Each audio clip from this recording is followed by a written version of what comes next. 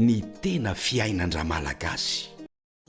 Anisan'ny tolona aingana indrindra dia nampienjeran'ny fitondrana ny tolona izay nataon'ny vahoaka malagasy farany teo, satria dia 3 herinandro monja dia vaky nandositra ireo mpitondra, ary anisan'izany ny filoha teo aloha Andry Rajoelina. Andeha arahintsika eto amin'ny tena fiainan-dra malagasy ny zava-nisy teny Kianja nandritra izany fotoana izany.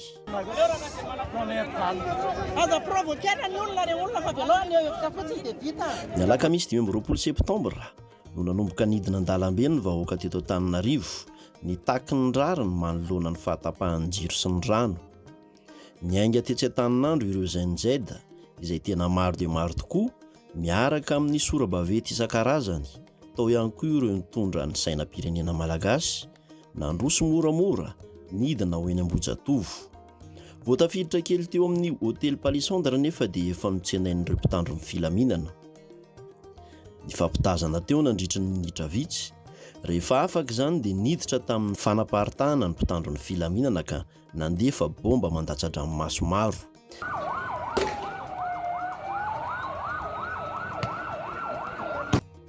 Teo amin'ny tonelina nosy ihany koa dia nisy andehan'olona maro nikasa nihiditra ho any Ambohijatovo saingy nosakanan'ny mpitandro ny filaminana. Nisy ity tovovavy ity moa niezaka nihiditra ankeriny fa voasakana, niaraka tamin'ny koady izay notangenany. Izy n'olona voasambotra voalohany nandritra ny nihetsika iny. Nisy ihany koa ireo niezaka niditra avy aty Michel Tsahavola fa efa feno mpitandro ny filaminana ihany koa ny toerana ka ny famaliana ny tifitra lacrymogène sy ny torabato avy amin'ireo mpitolona.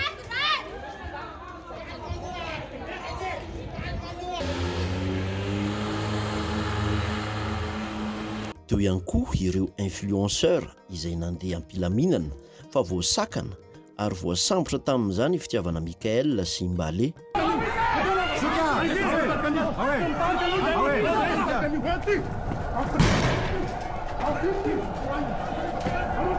Nisy ihany koa ireo andehan'olona nandeha nandoro ny tranon'ireo mpanao politika sy mpitondra vitsivitsy. Anisan'izany ny tranon'ny Ramatoa Lalatiana Rakotondrazafy, ny solombavam-bahoaka Naivra Oldinina sy Ratsivahiny. Tsy mijanona ny fifandonana raha tsy efa maty ny masoandro ny alakamisy 20 septambra.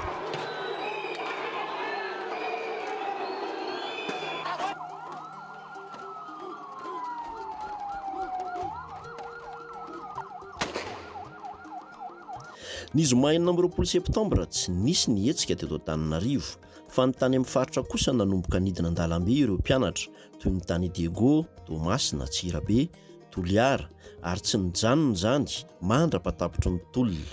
Ny sabotsy 17 septambra niainga avy eny Ankatso indray ireo ZNZ, nizotra nidina ho eny amin'ny kianjan'ny demokrasia eny Ambohijatovo. Tsy lasa lavitra nefa fa voateo tsy adana dia efa niatrana ireo mpitandro ny filaminana nanakana. Nandeha mifampiresahana teo amin'ny Rotota. Rehefa tsy nisy ny marimaritra iraisina dia niroso tamin'ny fanaparitahana avy hatrany ireo mpitandro ny filaminana ka raikitra indray ny fifandonana.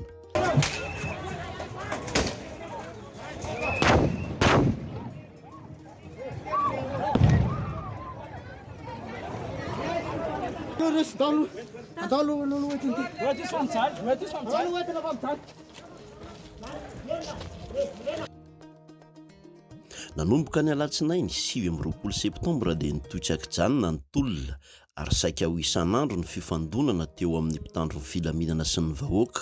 Teny amin'iny faritra Tambarinandriana, Anosy, Mahamasina iny no tena mahavay ny fifandonana.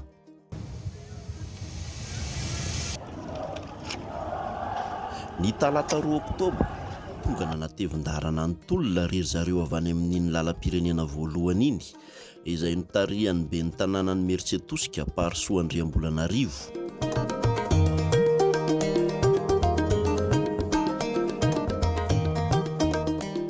Tamin'io andro io no tafiditra voalohany teo Ambohijatovo ny vahoaka.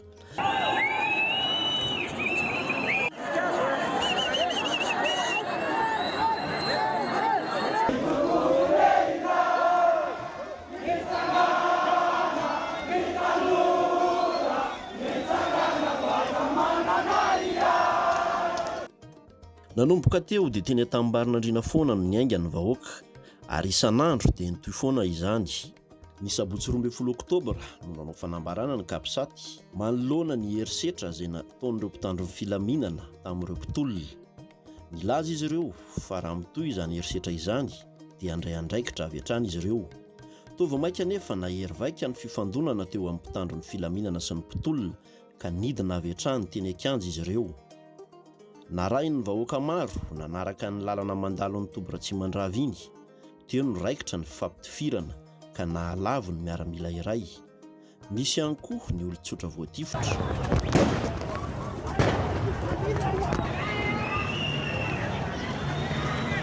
Miembotra aloha zareo amin'ny Kapsaty.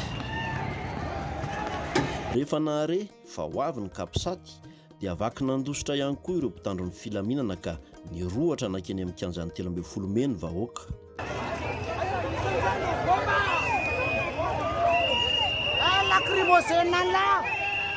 Tena niady ho an'ny fahafahana tokoa ny vahoaka malagasy ary hita teny amin'ny endrik'izy ireo ny fahavononana hiala amin'ny geja izay namatotra azy sy nandritra ny taona maro. Tsy mora niady natrehana fa na izany aza dia tsy niala ireo vahoaka. Ankehitriny niova ny fitondrana, nitsangana ny governemanta vaovao. Manantena fa ho tanteraka tokoa ilay fanavanantediavina. Any amin'ny governemanta vaovao no mason'ny malagasy rehetra ankehitriny. Anao ahoana re afaka 3 volana? Hatreto aloha dia samy miandry ny tsirairay. Ny tena fiainan-dra malagasy.